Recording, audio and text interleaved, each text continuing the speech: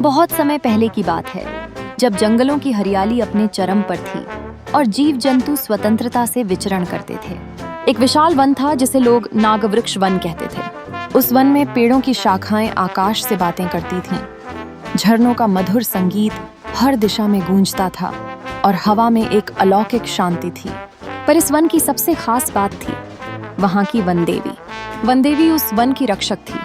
वह एक दिव्य स्त्री रूप में वन में निवास करती थी, जो केवल उन्हीं को दिखाई देती थी जिनका हृदय पवित्र होता। वन के जानवर, पक्षी और पेड़ पौधे उसे अपनी माता समान मानते थे। वनदेवी के होने से जंगल में संतुलन बना हुआ था। कोई प्राणी व्यर्थ नहीं मरता और प्रकृति अपने नियमों के अनुसार उसी राज्य में एक लालची शिकारी रहता था। नाम था वीरनाथ। वीरनाथ को धन और शोहरत की भूख थी। वह बड़े शहरों के राजा महाराजाओं को शेर, हाथी, हिरण जैसी दुर्लभ प्रजातियों के शिकार की खाल और दांत बेचकर कमाई करता था। वह जितना बड़ा शिकारी था, उतना ही निर्दयी भी। एक दिन वीरनाथ को खबर मिली कि नागवृक्ष वन में एक दुर्लभ सफेद हिरण और कई विलुप्त प्रजातियां रहती हैं। उसकी आंखों में लालच की चमक आ गई। उसने तय किया कि वह उस वन में जाकर शिकार करेगा और शहर में दुर्लभ जीवों की खाल बेचकर करोड़पति बनेगा। गांव के बुजुर्गों ने उसे समझाया, वीरनाथ, नागवृक्ष वन साधारण जंगल नहीं है।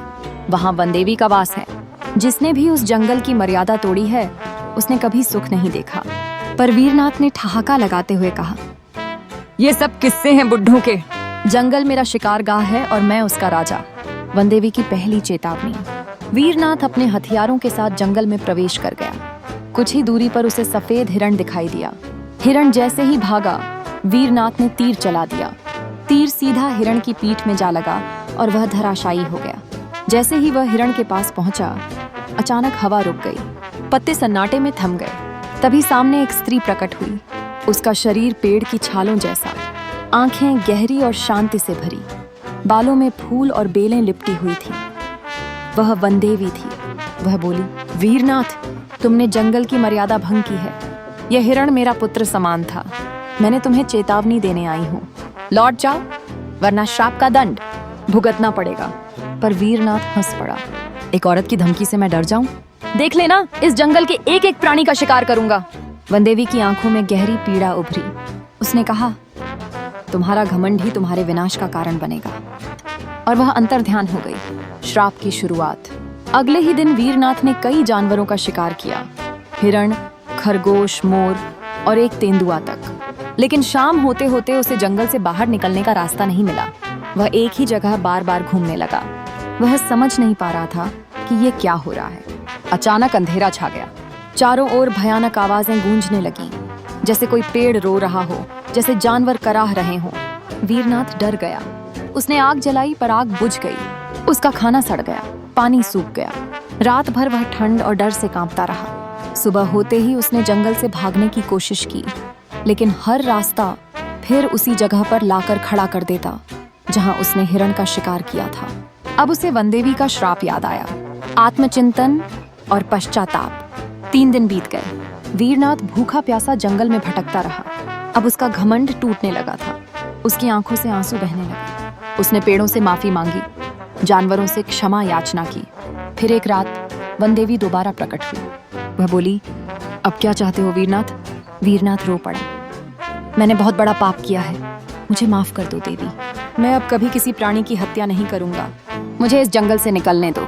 वनदेवी गंभीर स्वर में बोली, माफी शब्दों से नहीं, कर्मों से मिलती है। यदि तुम वास्तव में पश्चाताप करते हो तो तुम्हें प्रायश्चित करना होगा। मैं सब करूंगा, वीरनाथ बोला। प्रायश्चित की अग्नि परीक्षा। वनदेवी ने कहा, तुम अगले 3 वर्षों तक इस जंगल की सेवा करोगे, घायल पशुओं की देखभाल करोगे, सूखे पेड़ों को नया जीवन दोगे और बिना किसी हथियार के रहोगे। यदि तुम सफल रहे तो मैं तुम्हें मुक्त कर दूंगी। वीरनाथ ने सिर झुका दिया और सहर्ष स्वीकार किया। अब वह शिकारी नहीं, जंगल का सेवक बन गया था। उसने जानवरों के लिए जलकुंड बनाए, पेड़ों के नीचे खाद डाली, बीमार पक्षियों की देखभाल की। धीरे धीरे उसका शरीर कमजोर लेकिन मन दृढ़ होने लगा। जंगल के जीव अब उससे डरने के बजाय उसके पास आने लगे। एक समय था जब वह उनसे जान लेता था, अब वह उनके लिए जीवनदाता बन चुका था। मुक्ति और बदलाव। 3 वर्ष पूरे होने के दिन वीरनाथ नदी के किनारे बैठा था। वह अब पूरी तरह बदल चुका था। बाल लंबे, शरीर दुबला, पर आंखों में करुणा थी। तभी वनदेवी प्रकट हुई। उसके चेहरे पर मुस्कान थी।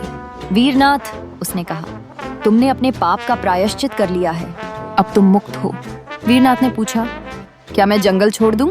वनदेवी बोली, अब तुम इस जंगल का अंग बन चुके हो। यदि चाहो तो जा सकते हो, पर मेरा आशीर्वाद तुम्हारे साथ रहेगा। वीरनाथ ने सिर झुकाया और बोला, मैं यही रहकर जंगल की सेवा करूंगा। अंत और संदेश। उस दिन के बाद वीरनाथ का नाम जंगल में वनरक्षक के रूप में प्रसिद्ध हुआ।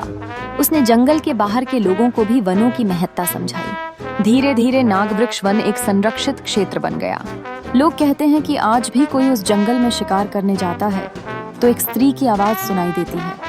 प्रकृति माँ है, उससे खिलवाड़ करने वाले का विनाश निश्चित है। सीख। यह कहानी हमें सिखाती है कि प्रकृति के साथ खिलवाड़ करने का दंड गंभीर होता है। हर पेड़, हर जानवर इस सृष्टि की धरोहर है। जब हम उनका